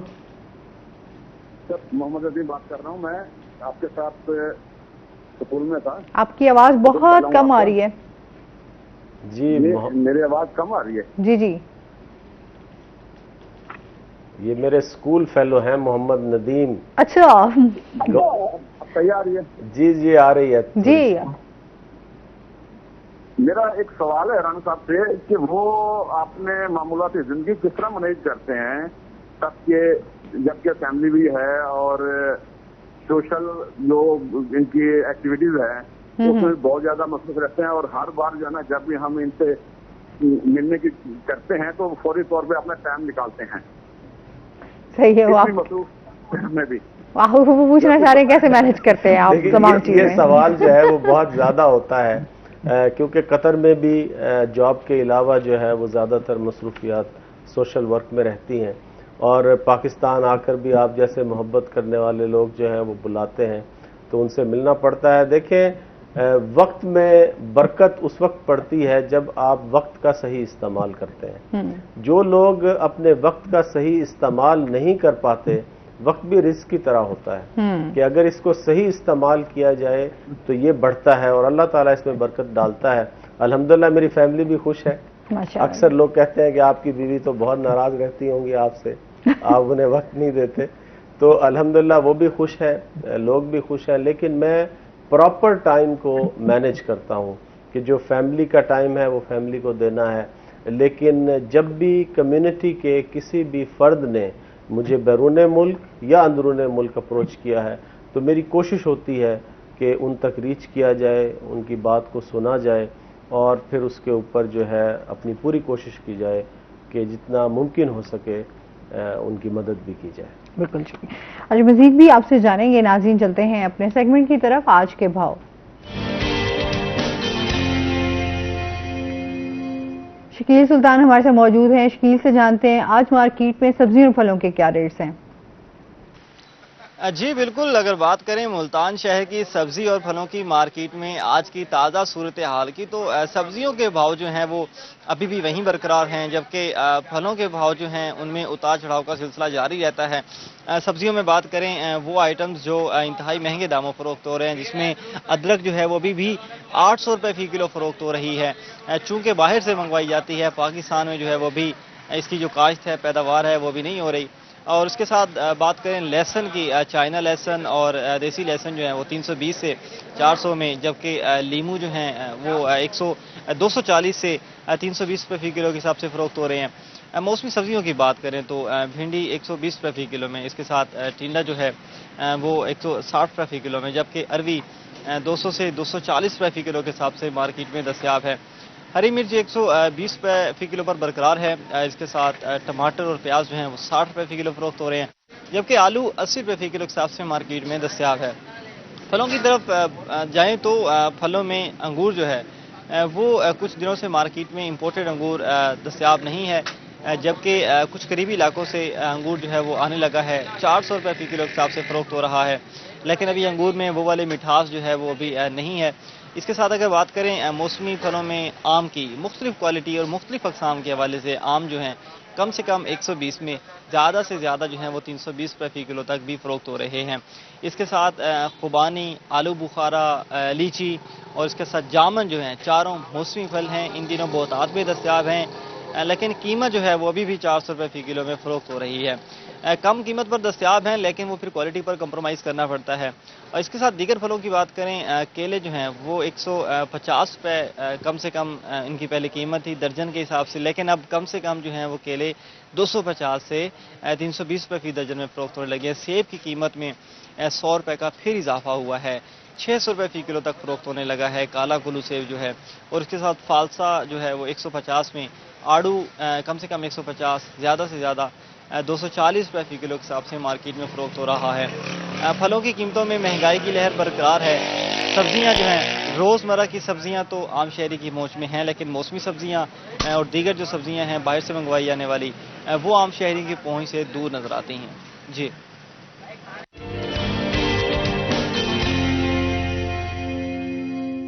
बहुत शुक्रिया शकील सुल्तान आपका। अच्छा जी, बात हो रही थी हमारे नौजवानों के हवाले से। अच्छा, आप क्या वैसे मशवरा देंगे जो बाहर जाना चाहते हैं नौजवान हमारे? देखिए, मैं सबसे पहले तो लोगों को ये कहूँगा कि जो लोग आज़ाद वीज़ा पर और नाजायज़ रास्ता इख्तियार करके जाते हैं, उन्हें बहुत एहतियात करनी चाहिए। एक तो रास्ते में जो मुश्किलात हैं जो आपके सामने आ रही हैं, ये बिल्कुल हकीकतें हैं जो कि लोगों को फेस करनी पड़ती हैं, और ये बहुत मुश्किल रास्ता है। दूसरा, कुछ लोग जो हैं वो पैसे देकर आज़ाद वीज़ा पर दूसरे मुल्कों में पहुंच जाते हैं, लेकिन वहां पर जिन मुश्किलात का उन्हें सामना होता है, शायद उनके घर वालों को उनका इल्म ना हो, लेकिन हमें इल्म इस वजह से होता है कि हमें वो अप्रोच करते हैं और फिर हमें मालूम होता है कि वो किस हालत में है। मैं बता सकता हूं कि ऐसे लोग भी हैं कि जो आज़ाद वीज़ा पर गए, उनको मुलाजमतें नहीं मिली और उनके पास खाने को कुछ नहीं है, रहने को जगह नहीं है, लेकिन जो बैरून मुल्क पाकिस्तानी कम्युनिटी है वो फिर मोबिलाइज होती है और हम उनकी मदद करने की पूरी कोशिश करते हैं। लेकिन मैं यहाँ पर यह मैसेज देना चाहूँगा कि बहुत सी कंपनीज हैं जो पाकिस्तान में आती हैं, यहाँ आकर इंटरव्यूज टेस्ट करती हैं, रिक्रूटमेंट करती हैं, कोई पैसा नहीं लेती। ये सबसे अहम बात जो लोगों को पता नहीं होती है, उन्हें सिर्फ एक चीज पता होती है कि अगर हम एजेंट के पास जाएंगे तो वो हमें 2-3 लाख लेगा। होता यह है कि जो मिडल मैन है वो पैसे ले जाता है, लेकिन कंपनीज जो है वो कभी भी रिक्रूटमेंट के लिए पैसे चार्ज नहीं करती। तो लोगों को एडवर्टाइजमेंट देखनी चाहिए, न्यूज़पेपर पढ़ना चाहिए डेली। इंग्लिश न्यूज़पेपर आप पढ़ें, उसमें बहुत सी रिक्रूटमेंट की एडवर्टाइजमेंट आती है। सही। आप उन एजेंसीज को अप्रोच करें। सोशल मीडिया है, आप लिंक्डइन पे जाएं, वहां जाके अपनी प्रोफाइल अपडेट करें। सही। आप अपने आप को अपग्रेड करें। आप ऐसे कोर्सेज करें जिनकी इंटरनेशनल सतह पर जो है वो डिमांड है। बिल्कुल। मतलब अगर आप अपने आप को अपग्रेड नहीं करेंगे तो उससे ये होगा कि जो मार्केट में आपकी डिमांड है उससे आप मीट नहीं कर पाएंगे। तो आप टेक्निकल कोर्सेज करें, आप मैनेजमेंट के कोर्सेज करें, कंप्यूटर के कोर्सेज करें जो आने वाला वक्त है। तो अपने आप को आप आरास्ता करें उस टेक्नोलॉजी से जिसकी बाहर जरूरत है। तो मैं ये नहीं समझता कि आप एजेंटों के हाथों खुद भी लुटें, अपने घर वालों को भी लुटवाएं, अपना सब कुछ ज़ाय करें। एक शख्स जो है अगर 7-8 लाख देकर बाहर जाता है मजदूरी के लिए, अगर वो 7-8 लाख देकर यहाँ पर कोई छोटा सा कारोबार भी शुरू कर दे तो वो बहुत ज्यादा कमा सकता है, क्योंकि बाहर भी जाकर आपको मेहनत तो करनी है। हाँ। अच्छा, मुझे वैसे आज तक समझ नहीं आई, हमारी यूथ भागती तो है, जाहिर सी बात है, बाहर आपको फैसिलिटेट तो किया जाता है, यहाँ पर जिस तरह बाहर के ममालिक में आपको मौके भी फराहम होते हैं, बट अपने मुल्क की बात कुछ और होती है। वही चीजें हम अपने मुल्क में रहकर नहीं करते जो हम बाहर सर्व कर रहे होते हैं, हम अपने मुल्क में सर्व करना पसंद नहीं करते। बिल्कुल ऐसे ही है। मैं आपको मिसाल देता हूँ कि आपने अपने बिजनेस को 8 घंटे का टाइम देना है। क्या हम देते हैं? यहाँ पर आज फलां फौत हो गया, आज फलां की शादी है, आज उधर वलीमा है, आज उधर जो है वो छोटी मंगनी की रस्म है। आप ये नहीं देखते कि वो कितनी जरूरी है और काम कितना जरूरी है। जब आप बैरून मुल्क मुकीम होते हैं तो क्या आप 8 घंटे की जॉब के अलावा कुछ कर सकते हैं? और अच्छा, फिर लोग ओवर टाइम भी वहां करते हैं, मतलब एक जॉब एट अ टाइम। जब एक जॉब से आपका नहीं इस तरीके से आप फाइनेंशियली आप खुद को सपोर्ट कर रहे हैं या फैमिली को, तो आप डबल जॉब भी कर रहे होते हैं कि एक शिफ्ट खत्म हुई तो आप दूसरी शिफ्ट पे चले गए। देखें तो यहाँ पर बच्चे जो है वो एयर कंडीशन में आराम कर रहे होते हैं। हाँ। जो है बच्चे भी और बीवी भी एयर कंडीशन को स्विच ऑफ करना भूल जाती है। अगर वो ये सोचे कि उसका मियाँ या उसका भाई या उसका बेटा 50 डिग्री टेम्परेचर में बाहर काम कर रहा होगा सिर्फ इसलिए कि उसकी फैमिली जो है वो एयर कंडीशन में रहे, तो अगर आप एयर कंडीशन को स्विच ऑफ भी कर देंगे, बिजली भी बचाएंगे और खर्चा भी बचाएंगे। मैं बताऊं कि बाहर जो है वो रहना आसान नहीं है। अच्छा, क्यों कहते हैं परदेश मुश्किल है? आप ये कहते हैं अच्छा परदेश जाना है, बट परदेश में रहना, वहाँ काम करना बहुत ज्यादा मुश्किल है। बहुत मुश्किल है। घर वालों की याद आती है। हाँ। यहाँ आपके साथ आपकी फैमिली है, आपके दोस्त हैं, आपके रिश्तेदार हैं, हाँ, सब कुछ है। और फिर दूसरा, बाहर में इंसानियत तो बहुत अच्छी है अगर पाकिस्तान से कंपेयर किया जाए। अगर मैं ये कहूँ कि बाहर जो मजदूर है और पाकिस्तान में जो मजदूरी कर रहा है उसमें फ़र्क है। बिल्कुल वहाँ पे ऐसे है। मशीनरी है, वहाँ पे एक बाकायदा सिस्टम है, लोगों पे जबर नहीं किया जाता, तो लोग दिलचस्पी से काम भी करते हैं। लेकिन यहाँ पर क्या है कि हम दिलचस्पी से काम नहीं करते। हाँ। हम चाहते हैं कि हमारी छुट्टी मिल जाए, हम जल्दी से चले जाएं, शॉर्टकट मार लें। हाँ। तो अगर वही लोग अपने मुल्क में भी मेहनत करें और उसी दिलजमी, उसी लगन से काम करें, तो मैं ये नहीं समझता कि हमारा मुल्क जो है वो किसी तरह से भी कम है। बिल्कुल, और अब अपने मुल्क की बात ही कुछ और है। बिल्कुल ऐसे ही है। अपने मुल्क जैसी जो आज़ादी जो है वो आपको कहीं नहीं मिल सकती। जहाँ से हम जाते हैं अक्सर होता है कि जाहिर है बहुत सारे रिलेटिव्स भी बाहर सेटल्ड हैं, अपने कजन, वो ये होता है कि बाहर के रूल्स को फॉलो कर रहे होते हैं, तो याद आते हैं यहाँ के तो हम रूल्स को फॉलो ही नहीं करते। नहीं, वहाँ पर तो पुलिस वाला भी नहीं खड़ा होता और आप रेड लाइट जो है वो क्रॉस नहीं कर सकते। बिल्कुल ऐसे ही। यहाँ पर लोग देखते हैं कि नंबर नहीं चल रहे तो चलो रेड लाइट जो है वो क्रॉस कर लेते हैं। कहते हैं ना कहीं हमारी अपनी भी बहुत सारी चीजें जो है उनको दुरुस्त करने की जरूरत है।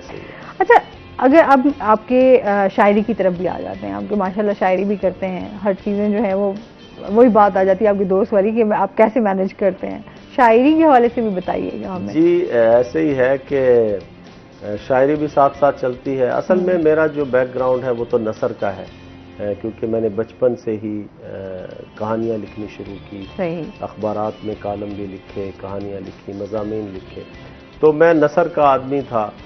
लेकिन जब परदेश में गया और सहरा और तन्हाई और ये सब चीज़ें मिली, तो वो जो अंदर का शायर कहीं पे दबा हुआ था तो वो जाग उठा और फिर इस तरह से जो है वो शायरी का भी आगाज़ किया।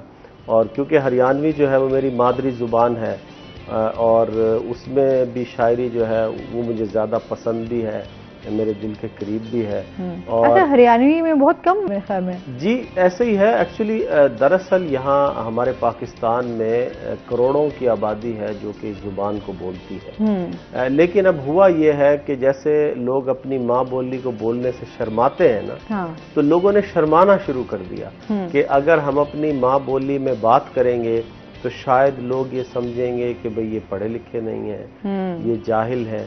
लेकिन हमने जब ये सोचा कि अगर हम इस बीड़े को लेकर नहीं जाएंगे तो ये कहीं पर गुम हो जाएगी। बिल्कुल, इस पे मजीद भी हम इनसे जानेंगे, नाज़रीन बातचीत होगी, लेकिन अभी हमने जाना है ब्रेक पे, हमारे साथ रहिएगा।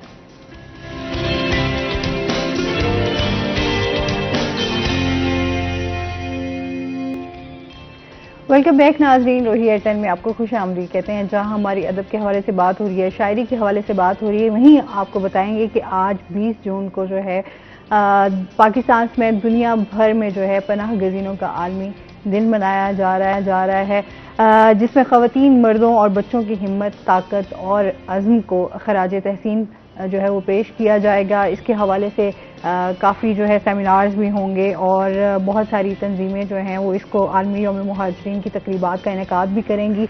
अच्छा, जो खौफ और जुल्म स्तम जो है तनाज़ा और तशद्दुद के बाइस अपने वतन से दूरी पर मजबूर हो जाते हैं, जिस तरह अभी हम अफ़गानिस्तान की भी बात करें तो बहुत सारे मुहाजिरीन जो है वो पाकिस्तान में भी आए और पाकिस्तान जो है बहुत अच्छे तरीके से उनकी मेहमान नवाजी भी कर रहा है और 36 साल से जो है वो मेहमान नवाजी कर रहा है, आप ये देखें। और इसके साथ साथ अगर हम बात करें कि अक़वाम मुत्तहिदा जो है उनकी जो एजेंसी है वो दुनिया भर में सिविल सोसाइटी की तंजीमों के हवाले से जो है तकरीबात का इनेकाद कर रही हैं। और इसके साथ साथ आपको ये भी बता दें कि दुनिया भर में जो है पनाह गजीनों की तादाद जो है वो 8 करोड़ 20 लाख से तजाविज़ कर गई है। और इसके साथ साथ जिस तरह पाकिस्तान की भी मैंने बात की कि गुज़श्ता 4 दिहाइयों के दौरान जो है वो 40 लाख मुहाजिरीन की मेहमान नवाजी कर रहे हैं।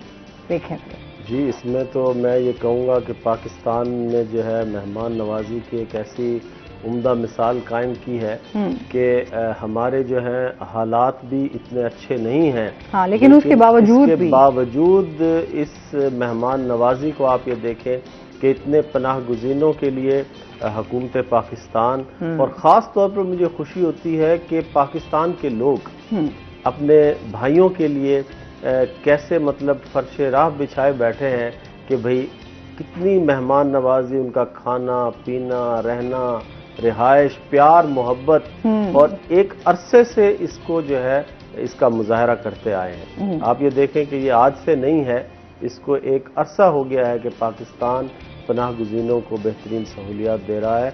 इसमें मैं ख़ास तौर पे पाकिस्तान के लोगों का बहुत ज़्यादा शुक्रिया अदा करना चाहूँगा और उन्हें खराज तहसीन भी पेश करना चाहूँगा कि वो अपने तौर पर भी निकले हैं और अपने भाइयों को बड़े खुले दिल से खुश आमदीद कहा। बिल्कुल। अभी हम अगर कोरोना वायरस की भी बात करें, उस दौरान भी बहुत सारे लोग जो हैं वो मूव उन्होंने किया, बच्चों ने भी किया, बड़ों ने भी किया, उसके साथ साथ फिर जहाँ जंगें भी हुई वहाँ से भी लोगों ने मूव किया। तो ये इस हवाले से देखा जाए तो बहुत ज़्यादा इसकी तादाद में इजाफा ही हुआ है। जी बिल्कुल ऐसे ही है, बिल्कुल ऐसे ही। अच्छा जी, अदब के हवाले से हमारी बात हो रही थी और शायरी के हवाले से बात हो रही थी आपकी, हरियाणवी जुबान के हवाले से। जी, मैं हरियाणवी के हवाले से बात कर रहा था कि अपनी माँ बोली को बोलते हुए शर्माना नहीं चाहिए, क्योंकि आप इंग्लिश भी सीख सकते हैं, आप उर्दू भी सीख सकते हैं, लेकिन जो माँ बोली है सिर्फ माँ से सीखते हैं। हाँ, बिल्कुल और वो एक ऐसी जुबान है जिसे आप पहली दफा सुनते हैं और फिर जिंदगी में कभी नहीं भूलते। कुछ सुनाई दें हमें फिर।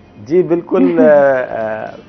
इस मैसेज से बल्कि अपनी जुबान में स्विच होते हुए कि अपनी माँ बोली बोलते हुए शर्माना बिल्कुल नहीं चाहिए। और ख़ास तौर पर नोरा पाकिस्तान जो हरियाणवी के लिए काम कर रहा है, इसका बिल्कुल साथ भी देना चाहिए। नौशाद कासर साहब उर्दू के भी शायर हैं और हरियाणवी के भी हमारे उस्ताद शायर हैं, तो उनको खराज तहसीन पेश करते हुए चंद शेर आपको हरियाणवी के पेश कर रहा हूँ कि अपना कल्चर रीत पुरानी कौन बतावेगा, अपना कल्चर रीत पुरानी कौन बतावेगा, परदेसा में देश कहानी कौन बतावेगा।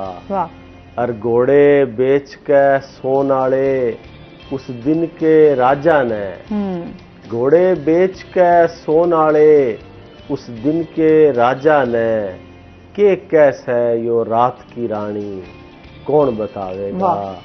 और गांव वाले अंग्रेजी बोले मुंह ने बांगा करके, गांव वाले अंग्रेजी बोले मुंह ने बांगा करके, नई पौध ने माँ की बाणी कौन बतावेगा। वाह, क्या बात है। नई पौध ने माँ की बाणी कौन बतावेगा। वाह, क्या बात है। अच्छा, ये इसमें थोड़ी सी ऐसे पंजाबी का भी आता है ना? ये पंजाबी नहीं, एक्चुअली इसमें थोड़ा सा, क्योंकि उर्दू में बहुत से अल्फाज जो है वो हरियाणवी के हैं। ठीक है। और ये क्योंकि हरियाणा जो है ये पंजाब में था, अभी भी पंजाब में है। जी जी। तो जो लोग हरियाणा से और गिरदो नवा से हिजरत करके पाकिस्तान आए थे, ये उन लोगों की जुबान है। तो उन्होंने अपनी जुबान को जो है वो प्रिजर्व रखा, अपने कल्चर को, अपनी जुबान को फरामोश नहीं किया। सही। तो उसमें यह है कि जाहिर है कुछ लोग जो है वो सिंध में आबाद हुए, कुछ मुल्तान पंजाब में आबाद हुए, कुछ केपी के बलूचिस्तान में भी आबाद हुए, लेकिन उन्होंने अपनी जुबान को नहीं छोड़ा। जो उनकी माँ बोली थी, जो हरियाणवी थी, उसको नहीं छोड़ा। और अब माशाल्लाह हरियाणवी में अदब भी क्रिएट हो रहा है। बहुत से शोरा कराम हैं हरियाणवी के जो कि हरियाणवी कलाम लिख भी रहे हैं। हर हफ्ते तकरीबन जो है वो मुशायरा होता है जिसके अंदर हरियाणवी शायरी पेश की जाती है।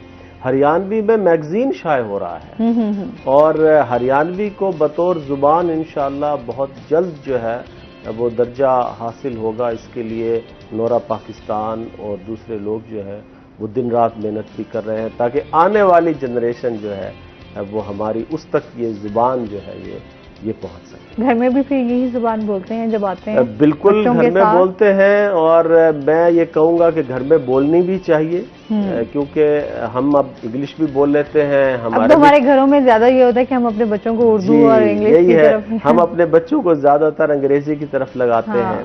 तो इसीलिए जो है वो कोशिश ये करनी चाहिए कि अपनी माँ बोली को तरवीज देनी चाहिए ताकि बच्चों के अंदर वो सकाफत, वो जुबान कायम रहे। अच्छा, अभी हम देखते हैं कि लोग जो है बुक्स से भी दूर होते जा रहे हैं अब, क्योंकि आसानियां भी खैर बहुत सारी हो गई हैं। जिस तरह गूगल आया, अभी और भी जिद्दत आती जा रही है। आपकी बहुत सारी चीज़ें, बुक्स जो हैं वो आपकी खैर आप एक क्लिक पे आप जाएं तो आपको हर चीज़ अब आ जी, जाती बिल्कुल है। ऐसे। लोग ये है कि बुक की तरफ नहीं जाते, क्या कहेंगे इस बारे में? रुझान नहीं है नौजवानों का बुक्स की तरफ, देखिए रुझान ये नहीं है। अफसोसनाक सूरत हाल है, क्योंकि आप अभी भी देखेंगे जिन कौमों ने तरक्की की है, जिन मुल्कों ने तरक्की की है, उन्होंने किताब से ही की। किताब से दूरी जो है वो कभी भी वो कौम या मुल्क तरक्की नहीं कर सकता। इसमें कोई शक नहीं कि जदीद टेक्नोलॉजी आ गई है, अब हर चीज़ मोबाइल में मौजूद है, इलेक्ट्रॉनिकली मौजूद है, लेकिन जो एक लम्स है ना बुक्स पेज का एक वो जो खुशबू है, वो जो एक रचाव और लगाव है, वो आपको इलेक्ट्रॉनिक में नहीं हो सकता। और दूसरा आप ये देखें कि जिन बच्चों को मुताले का शौक होता है वो किताब पढ़े बगैर सोते नहीं, हाँ। आज भी नहीं सोते, और किताब उन्हें हर तरह का एक ख्याल देती है। लेकिन अगर वही चीज़ आप मोबाइल से पढ़ेंगे तो आपकी आंखों पर भी असर होगा, आपके उसके मुज़मरात भी हैं। बहुत सी एडवर्टाइजमेंट भी लोग चलाते हैं इन पर कि जो कि बच्चों के लिए ख़ास तौर पर बहुत नुकसानदेह होती है। तो हमें बच्चों को किताब से दूर नहीं करना चाहिए। और किताब दोस्ती का मैं तो बहुत ज़्यादा एम्बेसडर भी रहा हूँ और हमेशा किताब बीनी पर ही फोकस करता हूँ। और कतर में भी हमने बच्चों के लिए उर्दू लाइब्रेरी का इस्तेमाल किया है। सही। सोनी धरती के प्लेटफॉर्म से हमने उर्दू जुबान में उर्दू लाइब्रेरी का इस्तेमाल किया है, क्योंकि बच्चे हैं मल्टी कल्चरल सोसाइटी में परवान चढ़ रहे हैं, स्कूल में भी इंग्लिश बोलते हैं। फिर जैसा आपने कहा कि घरों में भी माँ और बाप जो है उनको इंग्लिश आती तो नहीं है, लेकिन यह है कि फिर भी कोशिश करते हैं कि इंग्लिश में बात करें। तो हमने बच्चों के लिए एक उर्दू क्लब का इस्तेमाल किया है, जिसमें हम कहानियाँ पढ़ते हैं, बच्चे सुनते हैं, फिर उन कहानियों पे सवाल जवाब होते हैं। बच्चों की उर्दू नज़में हैं जो बच्चे याद करते हैं और वो फिर सुनाते भी हैं। तो उर्दू का रुझान जो है वो हमने बैरून मुल्क भी जो है उसको कायम रखा है, ताकि बच्चे किताब से दूर ना हो। ये अच्छी बात है। और फिर अभी जिस तरह हम कहते हैं ना लोग अदब से दूर हो रहे हैं, क्या अदब कभी खत्म तो नहीं हो सकता, जाहिर सी बात है, ये कहीं ना कहीं जो है इसका वजूद है और जिंदा रहेगा। अच्छा, जिस तरह अभी हम फिक्शन की भी बात करें, आप फिक्शन राइटर भी हैं, तो आप क्या समझते हैं वो किस हद तक जो है वो हकीकत के करीब तर है? देखिए, जब राइटर की जो हाथ होता है ना, वो आवाम की नब्ज पे होता है। जब भी कोई शायर शायरी करता है, जब भी कोई फिक्शन राइटर लिखता है, तो वो कोशिश करता है कि लोगों को वो आईना दिखाए कि जो हकीकत से बहुत करीब तर हो। ये हकीकत नहीं भी होती, लेकिन हकीकत से दूर भी नहीं होती। तो इसमें लेकिन राइटर क्या करता है, वो आपकी जहानत को वुसअत देता है, आपको बहुत से राहें दिखाता है जो एक इंसान उसको पढ़ते हुए दरवाजे से दरवाजे खुलते चले जाते हैं। उसकी जो सोच है वो डेवलप होती है और मुख्तलिफ ख्यालात जो है वो उभरते हैं और सामने आते हैं। तो जो पढ़ने वाला है वो ये समझता है कि शायद ये सब किरदार और ये सब चीज़ें मेरे इर्द गिर्द बिखरी हुई हैं। बहुत सी हकीकतें भी लगती हैं, लेकिन बहुत सी हकीकतें होती नहीं है, लेकिन बयान। बिल्कुल, इस पर मजीद भी हम बात करेंगे, मजीद भी इनसे जानेंगे। नाज़रीन, अभी हमने जाना है ब्रेक पे, हमारे साथ रहिएगा।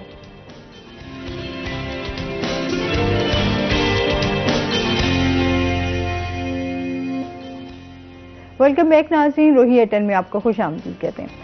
अच्छा जी, अब कुछ आपकी शायरी भी सुन लेते हैं, जहाँ इतनी बातें हो रही हैं। जी बिल्कुल, आपको उर्दू शायरी मेरी नई किताब जो है उससे एक नई गज़ल के चंद अशार आपके सामने पेश करता हूँ कि दिल की नगरी से इजाज़त नहीं होने वाली, दिल की नगरी से इजाज़त नहीं होने वाली, अब किसी से मोहब्बत नहीं होने वाली। वाह।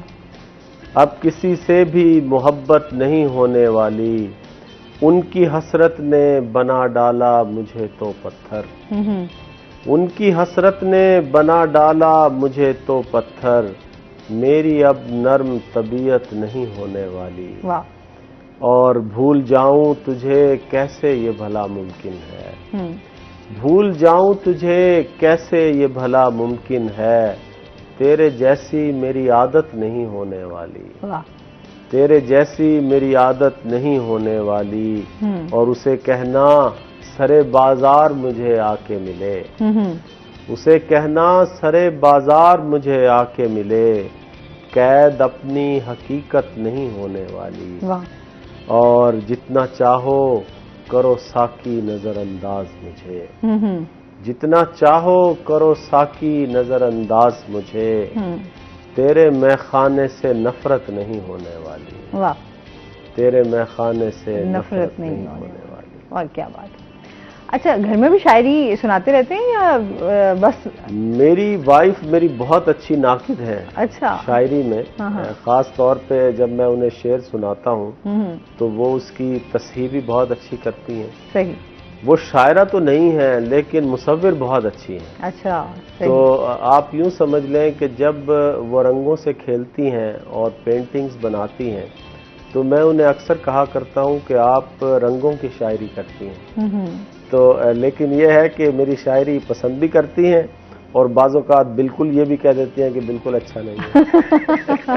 वो कहते हैं कि आपको तारीफ के साथ साथ फिर तनकीद का सामना भी तो करना पड़ता है ना। कभी कोई चीज़ आपको अच्छी नहीं भी लग रही होती तो फिर आप कहते हैं? देखिए, आज मैं अनवर अली राना जो इस स्टेज पर हूँ और ये सब उनकी वजह से हूँ, क्योंकि अगर मेरी वाइफ मेरी सपोर्ट ना करती और वो मेरा साथ आपकी बात काट रही हूँ, वही हिसाब हो गया, एक कामयाब मर्द के पीछे एक औरत का हाथ होता है। क्योंकि इसमें कोई शक नहीं कि जाहिर है जब मैं सोशल एक्टिविटीज करता हूँ या सब ये शौक करता हूँ, इसमें मुझे फैमिली का टाइम जो है वही सेक्रीफाइस करना होता है। लेकिन इसमें मैं अपने बच्चों का, अपनी वाइफ का बहुत ज़्यादा मैं समझता हूँ इसमें किरदार है कि वो मुझे वक्त भी देते हैं, मेरी हौसला अफजाई भी करते हैं और मुझे कभी रोकते नहीं हैं। चलिए, ये अच्छी बात है। तो बच्चों में भी दिलचस्पी है कि बच्चे शायरी की तरफ और उनका रुझान हो इस ये आपने बहुत अच्छा सवाल किया। मेरे 4 बच्चे हैं, 2 बेटियां हैं, 2 बेटे हैं। चारों की तबीयत मुख्तलिफ है।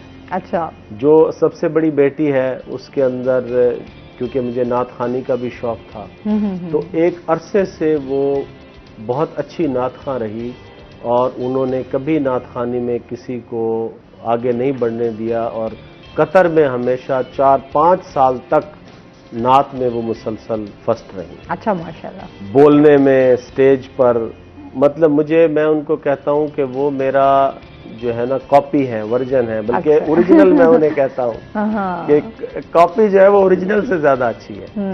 तो दूसरी बेटी जो है उसकी तबीयत बिल्कुल मुख्तलिफ है।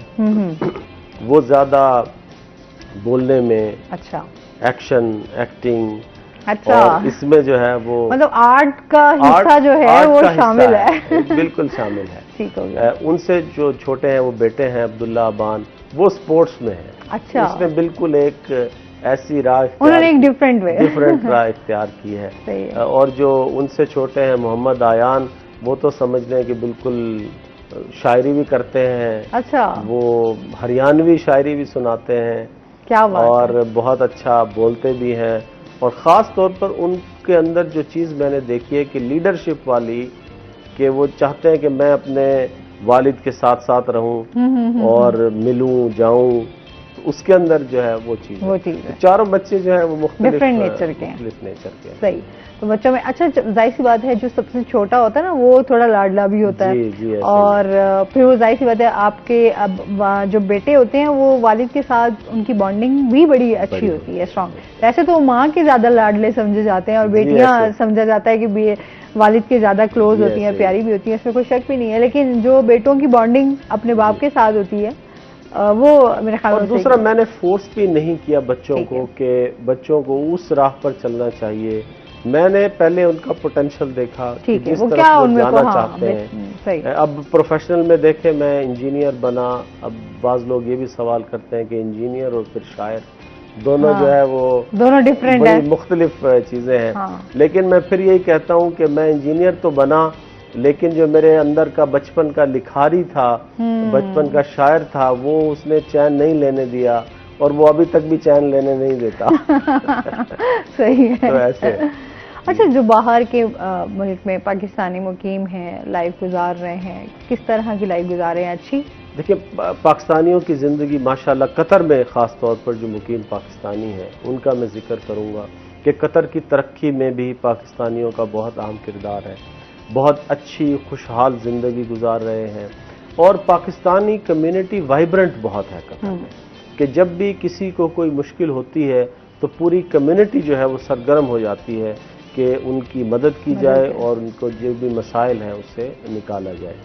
इसके अलावा मुख्तलिफ फोरम्स हैं, जैसे पाकिस्तान इंजीनियरिंग फोरम है, रियाज बकाली साहब उसको हेड करते हैं, तो वो इंजीनियर्स की तरफ तवज्जो दिए हुए हैं कि इंजीनियर्स को कैसे फैसिलिटेट करना है, उनके मुख्तलिफ सेमिनार्स करवाते हैं, उनकी ट्रेनिंग्स करवाते हैं ताकि इंजीनियरिंग डेवलपमेंट जो है वो चलती रहे। अरशद हुसैन हाशमी साहब हैं, कतर में पाकिस्तान प्रोफेशनल फोरम को लीड करते हैं, तो उन्होंने उनका जो है वो ज़्यादा वसी है कि जितने भी प्रोफेशनल्स हैं उनमें डॉक्टर्स हो गए, जो लोग बैंक में काम करते हैं, जो लोग मुख्तलिफ डिपार्टमेंट्स में काम करते हैं, उन तक रीच करते हैं हम, उनको मुख्तलिफ प्रोग्राम्स में बुलाते हैं, डिफरेंट इवेंट्स करते हैं। उसमें कल्चरल इवेंट हो गए कि ईद पे हमने ईद मिलन पार्टी की ताकि लोगों को ये ना महसूस हो कि हम वतन से बाहर ईद मना रहे हैं, तो वही शलवार कमीज़, वही बच्चों का मिलना, गले मिलना, तो वो एक ऐसा माहौल लगता है कि जैसे पाकिस्तान का माहौल है। सोनी धरती है, ये फोरम पाकिस्तानी बच्चों पे ज़्यादा फोकस करता है। 14 अगस्त 23 मार्च में हम मुख्तलिफ इवेंट्स करवाते हैं जिसमें बच्चे टैबलोज पेश करते हैं, तो अपने कल्चर को भी उन्होंने जो है पाकिस्तानी ड्रेसेस को पहनते, झंडियाँ लगवाते हैं, हम झंडे लगवाते हैं ताकि उनको पता चले कि 14 अगस्त जैसे पाकिस्तान में मनाते थे वैसे ही हम यहाँ पर भी मना रहे हैं। माह रमज़ान होता है, फिर उसमें हम प्रोग्राम करवाते हैं, सीरत नबी पे करवाते हैं, मतलब जो भी इवेंट्स हैं तमाम इवेंट्स को जो है वो कवर किया जा रहा होता है, सेलिब्रेट किया जा रहा होता है। बहुत शुक्रिया आपका, बहुत अच्छा लगा आप हमारे शो का हिस्सा बने। कोई मैसेज देना चाहें हमारे व्यूअर्स को? मैसेज यही दूंगा कि मोहब्बतें फैलाएं, नफरतों को ख़त्म करें। ये ज़िंदगी जो है बहुत मुख्तसर है, यहाँ से हर किसी को चले जाना है, लेकिन बातें और यादें वही रह जाती हैं जो आपने लोगों के साथ भलाई और अच्छाई की होती है। बिल्कुल। तो नफरतों को ख़त्म कीजिए, प्यार मोहब्बत बांटिए। यही ग्रीन कलर जो हमारा पाकिस्तानी झंडा है और सफ़ेद भी अमन का निशान है, तो बस इसके सफ़ीर बने रहिए। बहुत शुक्रिया आपका। और इसके साथ ही नाज़रीन, आज का शो यहीं पर ख़त्म हुआ। आपने बहुत सारा ख्याल रखिएगा, दुआओं में याद रखिएगा। इंशाल्लाह ज़िंदगी ने साथ दिया तो सुबह आपसे फिर मुलाकात होगी। अल्लाह हाफ़िज़।